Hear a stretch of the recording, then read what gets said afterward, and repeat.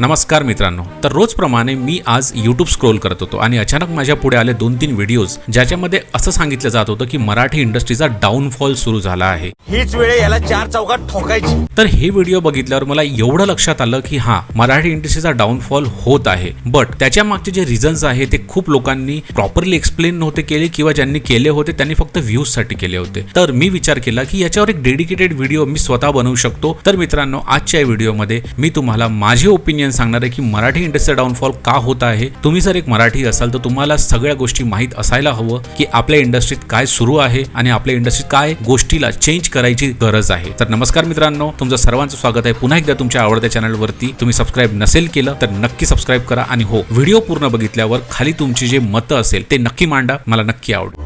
सीधी बात, नो बकवास. सर्वात आधी विचार करूया Marathi golden days. Marathi golden डेजचा जर विचार केला तर जुनी लक्ष्मीकांत बेर्डे, अशोक सराफ, सचिन पिळगावकर आणि महेश कोठारे हे 4 जणांची जर जुनी मूवीज बघितली तर आपल्याला एक गोष्ट नक्की कळतं की हा मराठी इंडस्ट्रीचा गोल्डन काळ होता, ज्याच्यामध्ये झपाटलेला, धडाकेबाज अशी ही बनवाबनवी सारख्या मूवीज होत्या. तर या मूवी आजही आपण बघतो आणि एन्जॉय करतो, कारण त्या मूवींची स्क्रिप्ट तशी होती, त्या मूवींचे डायलॉग्स तसे होते, त्या मूवी त्या लेवलच्या होत. नंतर एक काळ आला ज्यामध्ये खूप सारे चांगले मूवीज मराठी इंडस्ट्रीमध्ये बनल्या, ज्याच्यामध्ये कट्ट्यार काळजात घुसली, नटसम्राट, सैराट, क्लासमेट आणि त्यामुळे मराठी इंडस्ट्रीला एक अचानक बूम मिळाला. सगळीकडे मराठी इंडस्ट्रीची चर्चा व्हायला लागली की अशी पण एक इंडस्ट्री आहे ज्याच्यामध्ये नवीन टॉपिकला घेऊन मूवीज बनवल्या जातात. तर एवढं सगळं ठीक चालत असताना गोष्ट बिघडली कुठे? तर गोष्ट बिघडली एक सिच्युएशनल मूवीज वरून. हो मित्रांनो, सिच्युएशनल मूवीज म्हणजे एकाच गोष्टीला घेऊन कंटिन्युअसली सिच्युएशन क्रिएट करून मूवीज क्रिएट होणे, आणि तो पर्व जो आहे तो सुरू झाला छत्रपती शिवाजी महाराजांच्या मूवीज नंतर. मित्रांनो, इथे मी छत्रपती शिवाजी महाराजांच्या इतिहासाला किंवा कुठल्याच मूवीला ब्लेम नाही करत आहे. मी तुम्हाला एक एक्झाम्पल देतोय की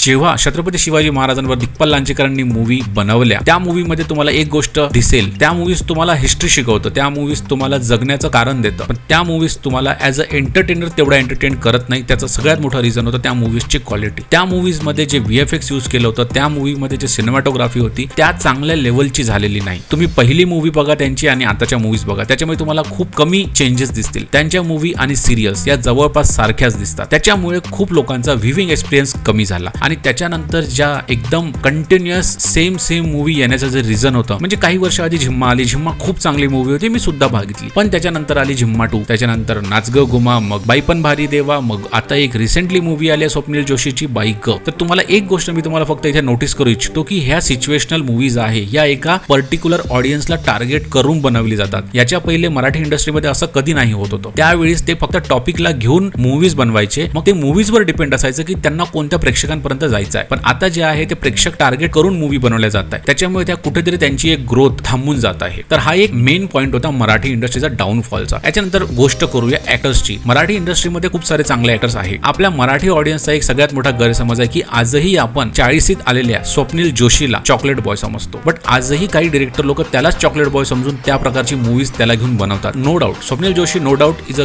ग्रेट ऍक्टर. मला वाटते की त्यांनी कधीतरी एक विलनचा रोल केला पाहिजे. या चेंजमुळे जास्त काही होणार नाही, पण स्वप्नील जोशीला एक वेगळं कॅरेक्टर मिळेल आणि आपल्याला पण त्यांना बघायचा दृष्टिकोन हा चेंज होईल. मराठी इंडस्ट्रीमध्ये खूप अंडररेटेड ऍक्टर आहे. प्रसाद ओक, कश्मीरी महाजनी, वैभव तत्ववादी, प्रवीण तरडे, उपेंद्र लिमय आणि ऍक्ट्रेसचं नाव घ्यायला गेलं तर सई तामणकर. आता खूप लोक सई तामणकरला बोल्डनेस याच नावाने ओळखतात, बट आपण कधी याप्रमाणे विचार करत नाही की सई तामणकरला जर नॉर्मली चांगले रोल दिले तर ती पण एक चांगली ऍक्ट्रेस आहे. तर अशा प्रकारचे मराठी इंडस्ट्रीमध्ये जो एक झोन क्रिएट झालेला आहे काही ऍक्टर्स आणि ऍक्ट्रेसेसला घेऊन, तो आपल्याला सगळ्यात आधी तोडायला हवा. आपल्याकडे जे ऍक्ट्रेस आहे, जे ऍक्टर्स आहे, आपण त्याचा पुरेपूर उपयोग करायला हवा. प्रसाद ओकने धर्मवीर मध्ये जे ऍक्टिंग केली आहे, तुम्ही ती ऍक्टिंग एकदा बघा, तुम्हाला ती नक्की आवडेल. तर त्यावरून आपल्याला कळतं की प्रसाद ओक सारखा ऍक्टर जर एक निगेटिव्ह रोल मध्ये जाईल तर तो कसा दिसू शकतो. नवीन येणारे खूप लोक आहेत जे चांगले परफॉर्म करू शकतात, बट आपण त्यांना चान्स देत नाही. आपण चान्स देतो आकाश ठोसरला, ज्याने फक्त सैराट मध्ये ऍक्टिंग केली. त्याच्यानंतर त्याची जर तुम्ही ऍक्टिंग कुठे पण बघाल तर वाटतं की तो अजून पण सैराटच्या बाहेर निघालेला नाहीये, पण तरी आपण त्याला चान्स देत असतो. का तर त्यांनी एक हिट दिला. पण आपल्याकडे पण असे खूप सारे ऍक्टर आहेत. तुम्ही वैभव तत्ववादीला बघा, त्याची ऍक्टिंग स्किल्स किती चांगली आहे, त्याची डान्सिंग, बट आपण त्याला तो चान्स देत नाही बिकॉज त्याचे टार्गेट ऑडियन्स तसे नाहीये. तर आपण ती ऑडियन्स बनवायला हवी, आपण त्यांना ते रोल देऊन त्या प्रकारची प्रोग्रेस करायला हवं. तर सगळ्यात मोठा ड्रॉबॅक एक आहे की आपल्या इकडे डिरेक्टर आपल्या आवडत्या ऍक्टरलाच घेऊन पिक्चर बनवतात. ते कधी आउट ऑफ द बॉक्स विचार करत नाही. त्यांनी जर हा विचार केला तर होऊ शकतं की मराठी इंडस्ट्रीचा सुवर्ण काळ हा नक्की पुढे. थर्ड गोष्ट म्हणजे कॉपी. आपल्या इकडे खूप खूप सारे असे ऍक्टर्स आहे आणि ऍक्ट्रेसेस आहे जे बॉलिवूडचे ऍक्टर ऍक्ट्रेसना कॉपी करतात. रिसेंटली एक उदाहरण घ्यायचं तर सिद्धार्थ जाधव रणवीर सिंग सोबत राहून रणवीर सिंग सारखे चाळे करायला लागलाय, जेव्हा की तो एक उत्तम अभिनेता आहे. त्याला कुठल्याही अभिनेत्याला कॉपी करायची गरज नाहीये. तो स्वतःहून एक स्वावलंबी ऍक्टर आहे. बट तरीही तुम्ही त्याला आता बघा, तो वियर्ड कपडे घालतो, वियर्ड चष्मे घालतो आणि स्वतःला त्या प्रकारे पोर्ट्रे करतो जसं काही तो मराठीचा रणवीर सिंग आहे. बट हे त्यांनी करायला काहीही गरज नाहीये, कारण आपण त्याला ओळखतो. तो आपल्यासाठी तोच आहे जो एक लहानातून मोठा झालेला ऍक्टर आहे. त्याच्यामुळे आपण त्याला त्याप्रमाणे प्रेम करतो. हे माझं वैयक्तिक मत आहे, तो उत्तम होईल. माझा एक स्वतःचा एक्सपिरियन्स मी तुमच्याशी शेअर करतो. जसं बॉईज मूवीच्या वेळेस मी स्वतः त्या सगळ्या बॉईजच्या टीमला अप्रोच केला होता एक छोट्याशा पॉडकास्टसाठी. बट त्याच्यापैकी एकानंही तो मेसेज बघून रिप्लाय पण केला नाही. तर मला एक सांगा, जर तुम्ही तुमच्या मूवीच्या प्रमोशनसाठी इतकासा एफर्ट नाही घेऊ शकत, 10-15 जातो साऊथला बघायला जाऊन मराठीला बघायला येत नाही. नो डाऊट आम्ही मराठीला बघायला येऊ, पण त्याच्या पलीकडे तुमचे एफर्ट तर दिसले पाहिजे. ही गोष्ट आपल्याला समजायला हवी की आपण जर क्वालिटी दिली तर ऑडियन्स नक्की येईल. सगळ्यात पहिले जर तुम्ही ऑडियन्सचं रिस्पेक्ट गेन कराल तर मराठी ऑडियन्स ही एक अशी ऑडियन्स आहे जे तुम्हाला बॉलिवूडच्या मूवीपेक्षा पण जास्त कलेक्शन करून देऊ शकतं. हे माझं वैयक्तिक मत होतं मराठी इंडस्ट्रीच्या ग्रोविंग आणि डाऊनफॉल वरती. जर मराठी इंडस्ट्रीला ग्रो करायचं आहे तर आपल्याला